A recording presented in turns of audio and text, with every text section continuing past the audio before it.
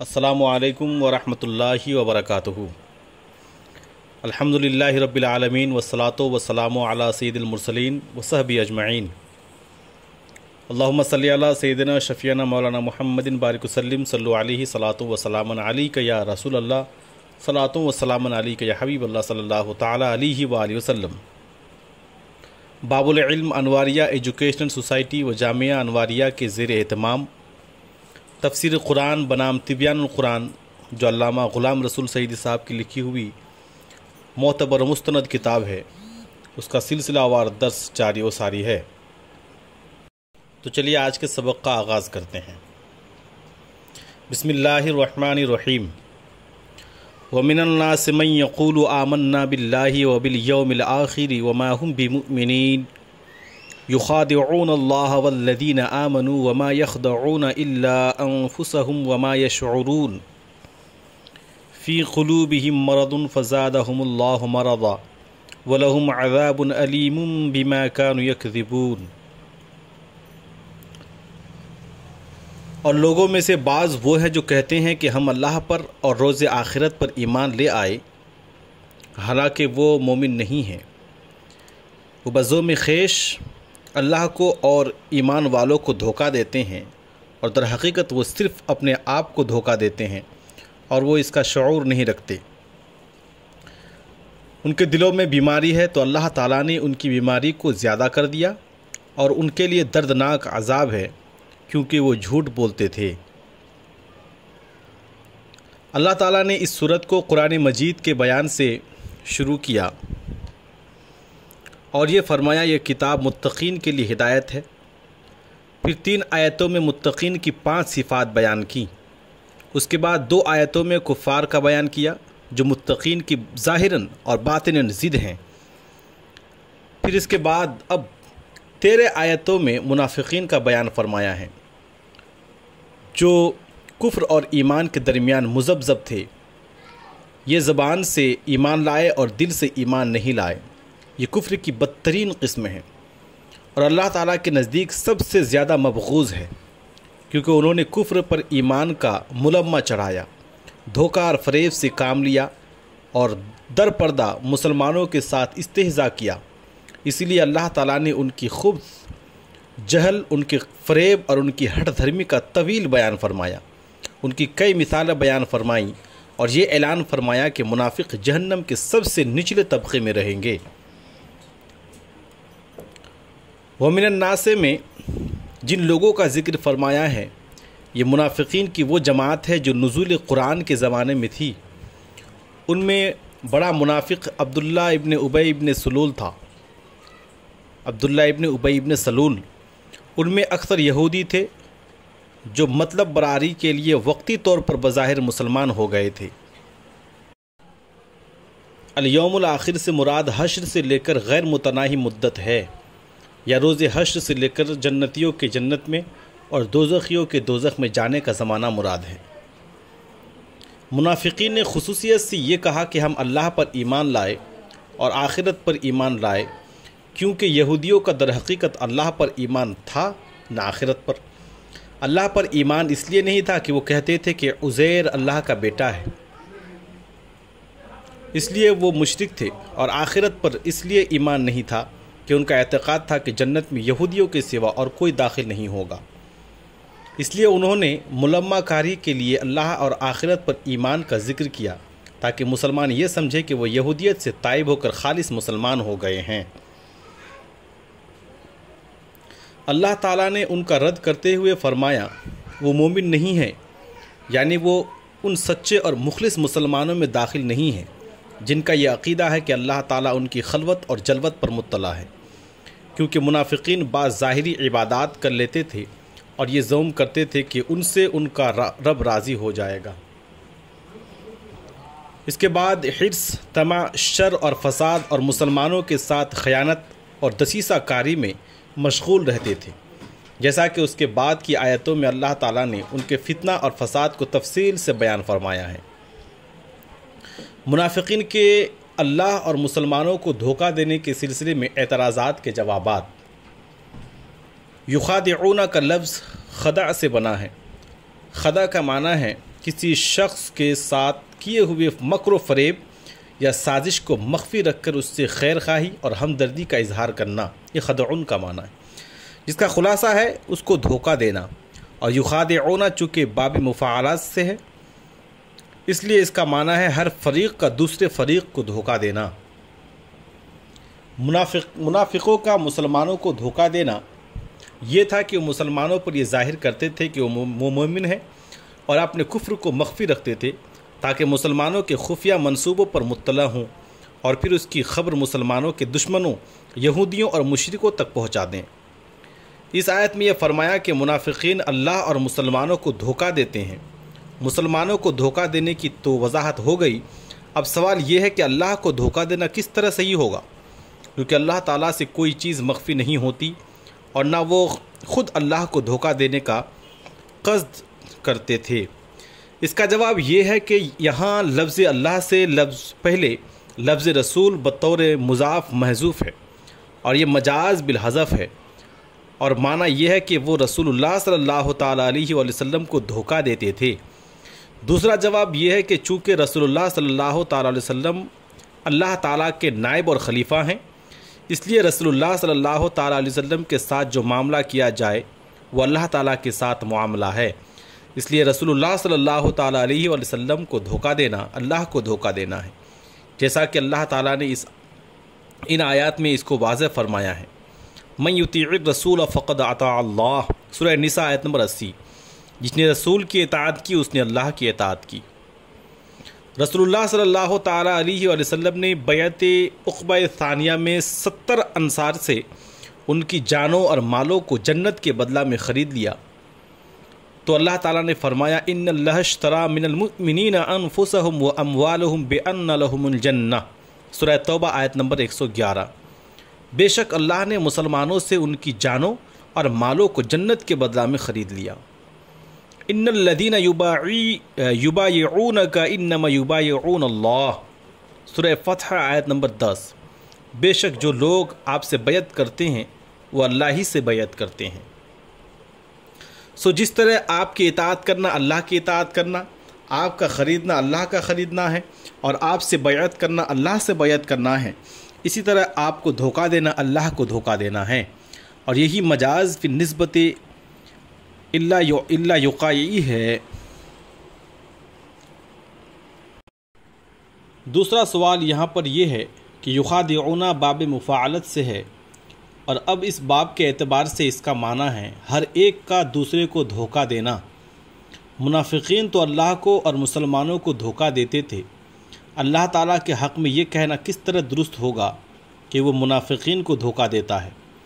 اس کا جواب یہ ہے کہ یہاں استعارہ تمثیلیہ ہے، یعنی منافقین کی اللہ کے سامنے ایمان کو ظاہر کرنے اور کفر کو مخفی رکھنے کی کارروائی اور اس کی سزا میں اللہ کے منافقوں پر مسلمانوں کے احکام جاری کرنے کی کارروائی، حالانکہ وہ اس کے نزدیک بدترین کافر ہیں کی مثال ہے، ایسے ہیں جیسے دو شخص ایک دوسرے کو دھوکہ دینے کی کارروائی کرتے ہیں۔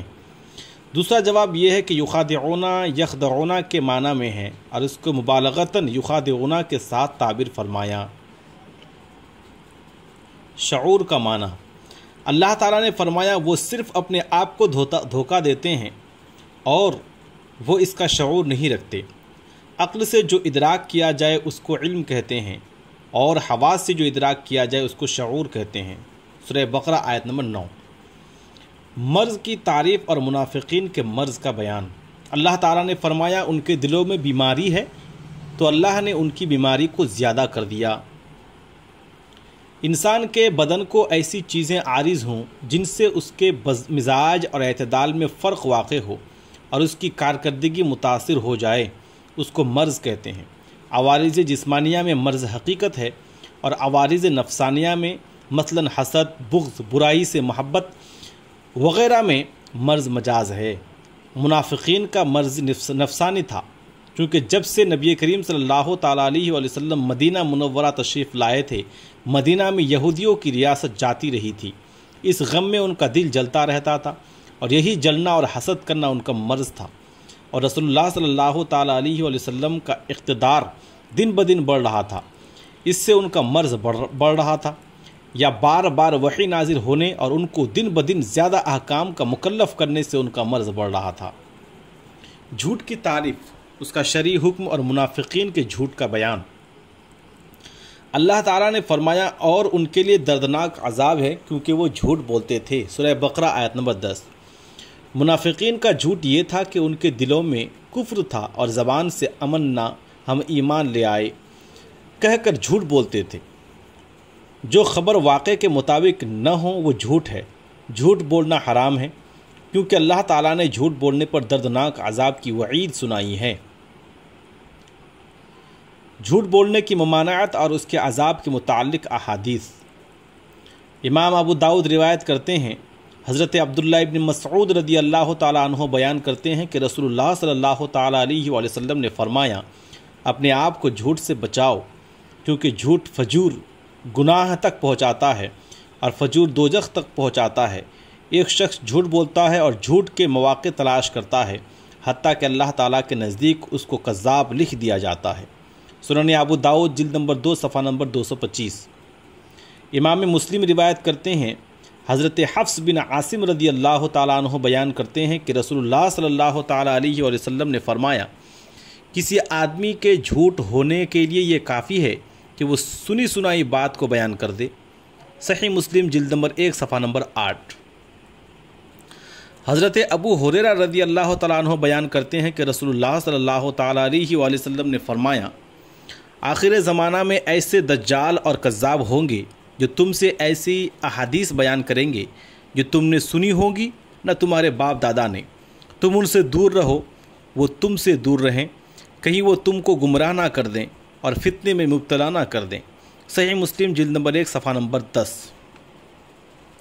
امام احمد روایت کرتے ہیں، حضرت ابو ہریرہ رضی اللہ تعالیٰ عنہ بیان کرتے ہیں کہ رسول اللہ صلی اللہ تعالیٰ علیہ وآلہ وسلم نے فرمایا، اس وقت تک بندہ کا ایمان مکمل نہیں ہوگا جب تک کہ وہ جھوٹ کو ترک نہ کر دے، حتیٰ کہ مذاق میں بھی جھوٹ نہ بولے اور ریا کو ترک کر دے، خواہ وہ اس میں صادق ہو۔ مسند احمد جلد نمبر 2 صفحہ نمبر 352 364۔ امام بخاری روایت کرتے ہیں، حضرت سمورہ بن جندب رضی اللہ تعالیٰ عنہ بیان کرتے ہیں کہ ایک صبح کو رسول اللہ صلی اللہ تعالیٰ علیہ وآلہ وسلم نے فرمایا، میں نے رات کو خواب میں دیکھا کہ جبرائیل اور میکائیل میرے پاس آئے اور میرا ہاتھ پکڑ کر مجھے ارض مقدسہ میں لے گئے۔ میں نے دیکھا وہاں ایک آدمی بیٹھا ہوا تھا اور دوسرا آدمی اس کے پاس کھڑا ہوا تھا جس کے ہاتھ میں لوہے کا آنکڑا تھا۔ اس نے وہ آنکڑا اس کے باش میں داخل کیا اور آنکڑے سے اس کی باش کو کھینچ کر گدی تک پہنچا دیا۔ پھر وہ آنکڑا دوسری باش میں داخل کیا اور اس باش کو گدی تک پہنچا دیا۔ اتنے میں پہلی باش مل گئی اور اس نے پھر اس میں آنکڑا ڈال دیا۔ الی قولہ، جبرائیل نے کہا، جس شخص کی باج پھاڑ کر گدی تک پہنچائی جا رہی تھی، یہ وہ شخص ہے جو جھوٹ بولتا تھا، پھر اس سے وہ جھوٹ نقل ہو کے ساری دنیا میں پھیل جاتا تھا، اس کو قیامت تک اسی طرح عذاب دیا جاتا رہے گا۔ صحیح بخاری جلد نمبر 1 صفحہ نمبر 185۔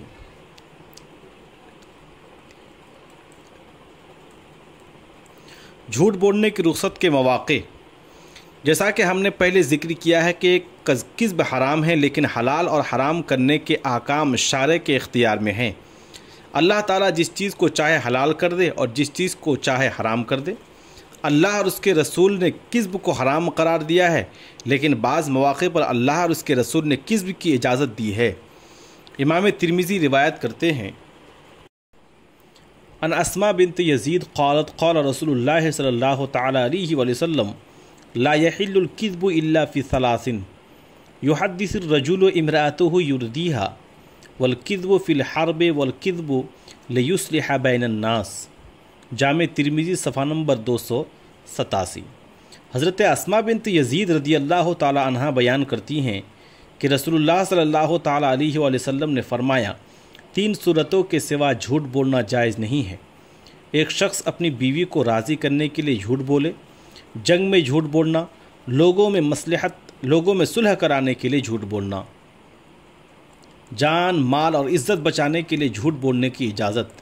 علامہ شامی احیاء العلوم کے حوالے سے لکھتے ہیں، ہر وہ نیک مقصد جس کو صادق اور کذب دونوں سے حاصل کیا جا سکتا ہو اس میں جھوٹ بولنا حرام ہے، اور اگر کسی نیک مقصد کو صرف جھوٹ بولنے سے حاصل کیا جا سکتا ہو اور وہ مقصد مباح ہو تو اس کے لیے جھوٹ بولنا مباح ہے، اور اگر کسی نیک مقصد کو صرف جھوٹ بولنے سے حاصل کیا جا سکتا ہے اور وہ مقصد واجب ہو تو اس کے لیے جھوٹ بولنا واجب ہے۔ مثلا کسی شخص نے دیکھا کہ ایک ظالم کسی بے گناہ مسلمان کو قتل کر رہا ہے یا ایذا پہنچا رہا ہے اور وہ جھوٹ بول کر اس کو بچا سکتا ہے تو اس صورت میں جھوٹ بولنا واجب ہے۔ اسی طرح اگر ظالم اس سے کسی مسلمان کی امانت چھیننا چاہتا ہے تو اس کے لیے جھوٹ بولنا واجب ہے۔ اسی طرح لڑائی میں صلح کرانے کے لیے اور کسی مظلوم کی دلجوئی کے لیے جھوٹ بولنا جائز ہے۔ اسی طرح اگر کسی شخص نے چھپ کر زنا کیا یا شراب پی یا حاکم اس کے متعلق سوال کرے تو اس کے لیے یہ کہنا جائز ہے کہ یہ کام میں نے نہیں کیا ہے، کیونکہ یہ کام ہر چند کے بے حیائی ہے، لیکن اس کا اظہار کرنا ایک اور بے حیائی ہے۔ اسی طرح اس کے لیے یہ جائز ہے کہ وہ اپنے کسی مسلمان بھائی کا راز بتانے سے انکار کرے اور یہ دیکھنا چاہے کہ جھوٹ بولنے پر جو خرابی مرتب ہو رہی ہے آیا وہ سچ پر مرتب ہونے والی خرابی سے زیادہ ہے یا نہیں۔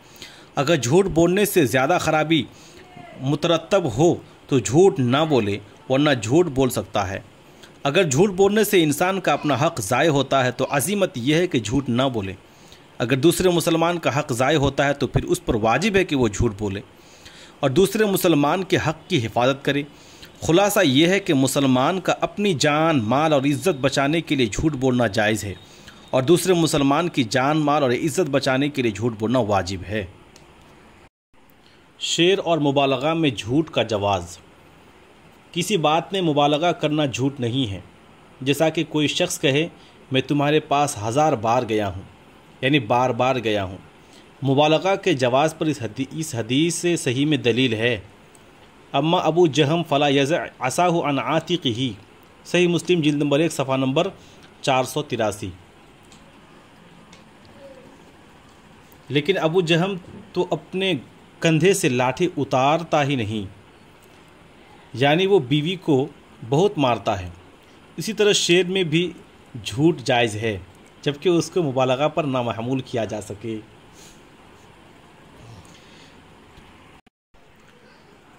انا ادعوک لیلا و نہارا ولا اخلی مجلسا عن شکرک، میں دن رات تمہارے لیے دعا کرتا ہوں اور ہر مجلس میں تمہارا شکر ادا کرتا ہوں۔ علامہ رافعی اور علامہ نووی نے ان دونوں صورتوں کو جائز لکھا ہے۔ رد المحتاج جلد نمبر 5 صفحہ نمبر 377۔ ہر چند کے علامہ شامی نے علامہ رافعی اور علامہ نووی کے حوالے سے شعر میں بغیر مبالغہ کے بھی جھوٹ بولنا جائز لکھا ہے، لیکن ہمارے نزدیک اگر مبالغہ نہ ہو تو پھر شعر میں جھوٹ بولنا جائز نہیں ہے، کیونکہ مبالغہ کے لیے تو حضرت ابو جہم کی حدیث اصل ہے اور شعر میں جھوٹ کے جواز پر کوئی دلیل نہیں ہے۔ تعریض اور توریہ میں جھوٹ بولنے کا جواز۔ جمہور فقہائے اسلام نے تعریض اور توریہ کے طور پر جھوٹ بولنا جائز لکھا ہے، بلکہ بعض فقہا نے یہ لکھا ہے کہ تعریض اور توریہ میں اس قدر وسعت ہے کہ اگر تعریض اور توریہ سے کام لیا جائے تو پھر حقیقتاً جھوٹ بولنے کی کبھی ضرورت نہیں ہوگی۔ اس پر دلائل دینے سے پہلے ہم چاہتے ہیں کہ تعریض اور توریہ کی تعریفات ذکر کر دیں تاکہ عام قارئین اس بحث سے مستفید ہو سکیں۔ تعریض کا لغوی معنی ہے دوسرے پر ڈھال کر بات کرنا، المنجد میں ہے۔ علامہ ابن منظور افریقی لکھتے ہیں تعریض تصریح نہ کرنے کو کہتے ہیں، اور معارض کا معنی ایک چیز کا دوسری چیز سے توریہ کنایہ کرنا ہے۔ حضرت عمران بن حسین بیان کرتے ہیں کہ رسول اللہ صلی اللہ تعالیٰ علیہ وآلہ وسلم نے بیان فرمایا معارض میں جھوٹ سے بچنے کی گنجائش ہے۔ حضرت عمر رضی اللہ تعالیٰ عنہ نے فرمایا معارض مسلمان کو جھوٹ سے مستغنی کر دیتی ہے۔ حضرت ابن عباس نے فرمایا مجھے معارض سرخ اونٹوں سے زیادہ پسند ہے۔ اگر کسی عورت کو اس کی عدت میں نکاح کا پیغام دینا ہو تو اس کی تصریح نہ کرے اور تعریضاً کہے تم بہت خوبصورت ہو، یا کہے مجھے نکاح کی ضرورت ہے۔ حدیث میں ہے رسول اللہ صلی اللہ تعالیٰ علیہ وآلہ وسلم نے حضرت عدی بن حاتم رضی اللہ تعالیٰ عنہ سے بیان فرمایا ان وسادک لعریض، تمہارا تکیہ بہت چوڑا ہے، اور تکیہ سے ان کی نیند کا ارادہ کیا، یعنی تم بہت سوتے ہو۔ حدیث میں ہے من عرض عرضنا له ومن مشى على القلع القيناه في النهر، جو شخص تعریض کرے گا تو ہم بھی اس کے ساتھ تعریض کریں گے، اور جو شخص دریا کے کنارے چلے گا ہم اس کو دریا میں ڈال دیں گے۔ اس کی تفسیر یہ ہے کہ جو شخص کسی مسلمان پر تعریضاً تہمت لگائے گا تو ہم اس کو تعریضاً سزا دیں گے، یعنی ایسی سزا دیں گے جو حد سے کم ہوگی، اور جو شخص کسی پر صراحتاً تہمت لگائے گا اور تہمت کی کشتی پر سوار ہو کر دریا میں چلے گا ہم اس پر حد جاری کریں گے اور اس کو حد کے دریا میں ڈبو دیں گے۔ لسان العرب جلد نمبر 7 صفحہ نمبر 183 184۔ علامہ تفتازانی تعریض کی تعریف میں لکھتے ہیں کلام کو ایک ایسی جانب پھیرنا جو مقصود پر دلالت کرے تعریض ہے، یعنی جب اشارہ ایک جانب کیا جائے اور مراد دوسری جانب ہو تو یہ تعریض ہے۔ مختصر المعانی۔ خلاصہ یہ ہے کہ جب کلام میں صراحتاً ایک شخص کی طرف کسی فعل کا اسناد ہو اور اشارتاً اور مراد کوئی دوسرا شخص ہو تو یہ تعریض ہے۔ مثلاً کوئی بڑا افسر دیر سے دفتر میں آتا ہے جس سے لوگوں کے کاموں میں دشواری ہوتی ہے، اور اس کو صراحتاً تنبیہ کرنا اس کے وقار اور مرتبہ کے خلاف ہو، تو کوئی شخص اس سے کہے کہ دفتر کا اسٹاف یا کلرک وغیرہ دیر سے دفتر آتے ہیں اور اس سے بڑا حرج ہوتا ہے۔ توریہ کا معنی چھپانا اور کنایہ کرنا ہے۔ علامہ زبیدی لکھتے ہیں ورل خبر توریتن کا معنی ہے اصل خبر کو چھپا کر کچھ اور ظاہر کیا۔ حدیث میں ہے کہ جب آپ سفر کا ارادہ کرتے تو سفر کو چھپا کر یہ وہم ڈالتے کہ آپ کسی اور چیز کا ارادہ کر رہے ہیں۔ تاج العروس جلد نمبر 10 صفحہ نمبر 389۔ علامہ تفتازانی توریہ کی تعریف میں لکھتے ہیں کہ توریہ کو ابہام بھی کہتے ہیں، اور اس کی تعریف یہ ہے کہ ایک لفظ کے دو معنی ہوں، قریب اور بعید، یعنی دور اور قریب، اور بولنے والا کسی خفی قرینہ کی بنا پر اس لفظ کا بعید یعنی دور والا معنی مراد لے اور مخاطب اس سے قریب سمجھے۔ مختصر المعانی۔ امام بخاری روایت کرتے ہیں حضرت ابو ہریرہ رضی اللہ تعالی عنہ بیان کرتے ہیں کہ رسول اللہ صلی اللہ تعالی علیہ وآلہ وسلم نے فرمایا حضرت ابراہیم علیہ السلام نے صرف 3 ظاہری جھوٹ بولے۔ صحیح بخاری جلد نمبر 1 صفحہ نمبر 473۔ اس حدیث میں توریہ پر جھوٹ کا اطلاق کیا گیا ہے کیونکہ وہ ظاہراً اور صورتاً جھوٹ ہوتا ہے، حقیقتاً جھوٹ نہیں۔ قرآن اور حدیث میں تعریض اور توریہ کی بکثرت مثالیں ہیں۔ اللہ تعالیٰ کا ارشاد ہے فقال انی سقیم، سورہ صافات صفحہ نمبر آیت نمبر 89۔ حضرت ابراہیم نے کہا میں بیمار ہوں۔ سقیم کا قریب معنی ہے جسمانی بیمار اور بعید معنی ہے روحانی بیمار۔ حضرت ابراہیم جسمانی بیمار نہ تھے، انہوں نے اس لفظ سے توریہ کر کے روحانی بیمار مراد لی، یعنی قوم کی بت پرستی کی وجہ سے ان کی روح بیمار تھی یا مستقبل میں بیمار ہونا مراد لیا۔ قالوا اانت فعلت هذا بآلهتنا یا ابراہیم قال بل فعله کبیرهم هذا فاسألوهم ان كانوا ينطقون۔ انہوں نے کہا اے ابراہیم کیا آپ نے ہمارے معبودوں کے ساتھ یہ کام کیا ہے؟ ابراہیم نے کہا بلکہ ان کے اس بڑے بت نے یہ کام کیا ہے، اگر یہ بولتے ہیں تو تم ان سے پوچھ لو۔ سورہ انبیاء صفحہ آیت نمبر 62-63۔ اس آیت میں کبیرہم ھذا کا قریب معنی ہے اس بڑے بت نے، اس کا بعید معنی ہے قوم کے اس بڑے شخص نے۔ لوگوں نے یہاں سمجھا کہ آپ کہہ رہے ہیں کہ اس بڑے بت نے باقی بتوں کو توڑا ہے، حالانکہ آپ کی مراد یہ تھی کہ قوم کے اس بڑے شخص یعنی خود حضرت ابراہیم علیہ السلام نے ان بتوں کو توڑا ہے، اور آپ نے اس بڑے بت کی طرف اسناد کا ابہام اس لیے کیا ہے کہ ان کی قوم خود کہے کہ یہ بت تو ہل جل بھی نہیں سکتے، بتوں کو کس طرح توڑ سکتے ہیں، اور ان کے خلاف حجت قائم ہو جائے۔ امام بخاری روایت کرتے ہیں حضرت ابو ہریرہ رضی اللہ تعالیٰ عنہ بیان کرتے ہیں کہ ایک دن حضرت ابراہیم اور حضرت ساریہ ایک ظالم بادشاہ کے ملک میں آ گئے۔ اس بادشاہ کو بتایا گیا کہ اس ملک میں ایک شخص آیا ہے، اس کے ساتھ ایک عورت ہے جو تمام لوگوں سے زیادہ خوبصورت ہے۔ بادشاہ نے حضرت ابراہیم کو بلوایا اور پوچھا کہ یہ عورت کون ہے؟ حضرت ابراہیم نے کہا یہ میری بہن ہے۔ اخت کے دو معنی ہیں، قریب معنی ہے نسبی بہن اور بعید معنی ہے دینی بہن۔ بادشاہ نے اس لفظ سے نسبی بہن سمجھا اور حضرت ابراہیم نے دینی بہن کا ارادہ کیا اور یہ توریہ ہے۔ نیز امام بخاری روایت کرتے ہیں، حضرت انس بن مالک رضی اللہ تعالیٰ عنہ بیان کرتے ہیں کہ رسول اللہ صلی اللہ تعالیٰ علیہ وآلہ وسلم کی خدمت میں آ کر ایک شخص نے سواری طلب کی۔ آپ نے فرمایا میں تم کو اونٹ کے بچہ پر سوار کروں گا۔ اس شخص نے کہا یا رسول اللہ میں اونٹ کے بچے کا کیا کروں گا؟ آپ نے فرمایا جو اونٹ پیدا ہوتا ہے وہ اونٹ کا بچہ ہی ہوتا ہے۔ الادب المفرد صفحہ نمبر 77۔ اس حدیث کو امام ابو داؤد، امام ترمذی نے بھی روایت کیا ہے۔ امام بخاری روایت کرتے ہیں، حضرت انس بن مالک رضی اللہ تعالیٰ عنہ بیان کرتے ہیں کہ حضرت ابو طلحہ رضی اللہ تعالیٰ عنہ کا بیٹا فوت ہو گیا۔ انہوں نے بیوی سے کہا لڑکے کی طبیعت کیسی ہے؟ حضرت سلیم نے کہا وہ پرسکون ہے اور مجھے امید ہے کہ اس کو آرام مل گیا، اور حضرت ابو طلحہ نے ان کی بات کو سچ سمجھا۔ صحیح بخاری جلد نمبر 2 صفحہ نمبر 917۔ حضرت سلیم نے جو کہا کہ بیٹا پرسکون ہے اور مجھے امید ہے کہ اس کو راحت مل گئی، اس کا قریب معنی یہ تھا کہ اس کو بیماری سے شفا مل گئی ہے، اور بعید معنی یہ تھا کہ وہ فوت ہو گیا ہے اور اس کو ابدی راحت مل گئی ہے۔ حضرت سلیم نے اس معنی کا ارادہ کیا تھا کیونکہ حضرت ابو طلحہ اسی وقت سفر سے آئے تھے اور وہ ان کو آتے ہی کوئی تکلیف دہ بات سنانا نہیں چاہتی تھی، اس لیے انہوں نے صراحتاً یہ نہیں کہا کہ وہ فوت ہو گیا اور توریہ سے کام لیا۔ امام ترمذی روایت کرتے ہیں، حضرت ابو ہریرہ رضی اللہ تعالیٰ عنہ بیان کرتے ہیں کہ صحابہ نے عرض کیا یا رسول اللہ آپ ہم سے خوش طبعی کرتے ہیں۔ آپ نے فرمایا میں حق کے سوا اور کچھ نہیں کہتا۔ جامع ترمذی صفحہ نمبر 192 292 293۔ اس حدیث کو امام بخاری نے بھی روایت کیا ہے۔